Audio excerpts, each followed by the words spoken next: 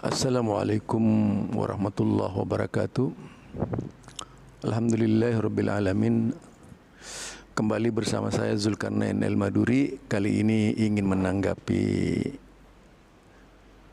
Idrus Ramli terkait dengan yaitu usahanya untuk membendung orang-orangnya agar tidak mendengarkan Idrus Ramli, tidak mendengarkan ceramah selain dari Idrus Ramli dan orang-orangnya ya, seperti Buya Yahya, Abdus Somad dan sebagainya itu. Tetapi yang mungkin tidak pernah terdeteksi oleh dia mencoba mengarahkan manusia seolah-olah robot yang hanya bisa berpikir kalau mengikuti cara-caranya dia. Itu salahnya dia itu. Harusnya dia berpikir bahwa manusia itu punya pemikiran mana yang baik dan mana yang buruk. Sebagai bukti, makin hari di Bendung Salafi itu makin banyak pengikutnya. Itu menunjukkan kecerdasan itu bukan pada Anda. Kecerdasan itu pada mereka yang menilai. Apapun usaha Anda untuk mencegah orang lain untuk tidak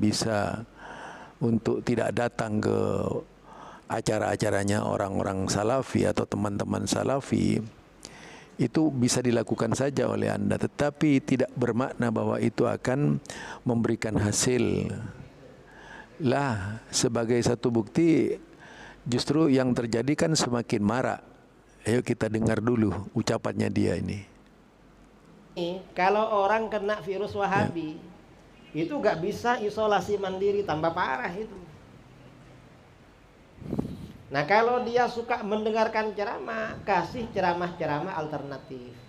Ada yang lebih bagus dari itu. Misalnya ceramahnya Buya Yahya, ceramahnya Uwas, ceramahnya Gus Qayyum, atau kiai-kiai yang lain yang ahli ilmu. Sampaikan aja, atau ceramah sebagian para habaib ya. Sampaikan konten-konten itu. Itu dia, yaitu menyebut nama-nama ulama-ulama yang perlu menjadi alternatif atau pilihan. Ulama-ulama yang menurutnya tentu itu baik, tetapi kan berbeda dengan pendengar. Pendengar itu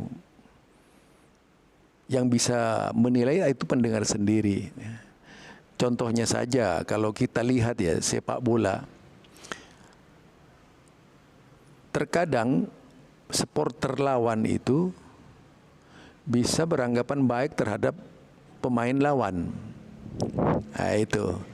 Nah, karena dari sisi teknisnya barangkali menendang sepak bola, jadi baik tidak baiknya ceramah itu tergantung kepada siapa yang menilai. Jadi sifatnya subjektif.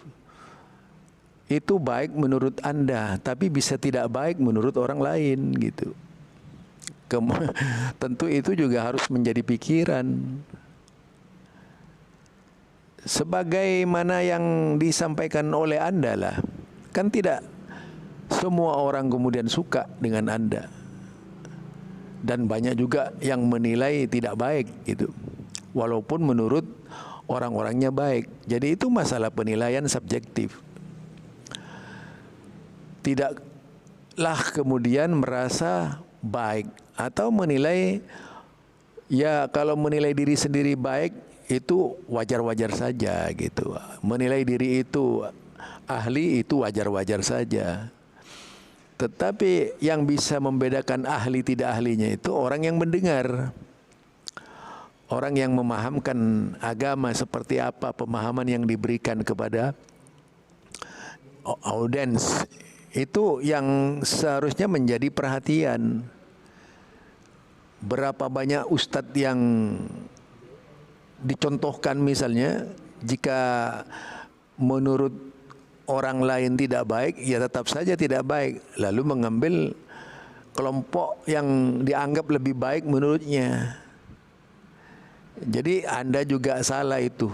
Ada seorang berpikir, ini baik menurut siapa? Ya baik menurut Idrus Ramli lah. Kan begitu jawabannya. Atau baik menurut pengikutnya. Sedangkan orang-orang yang kontra jelas tidak akan menilai baik. Ini mungkin ya barangkali yang perlu saya sampaikan terkait dengan pemahaman yang banyak menjadi pembicaraan di kalangan umat Islam. Ya, terkait baik tidak baiknya ustadz itu memang tergantung siapa yang mendengarkan ustadz itu, bisa menilai baik dan juga bisa menilai buruk. Itu saja dari saya. Assalamualaikum warahmatullahi wabarakatuh.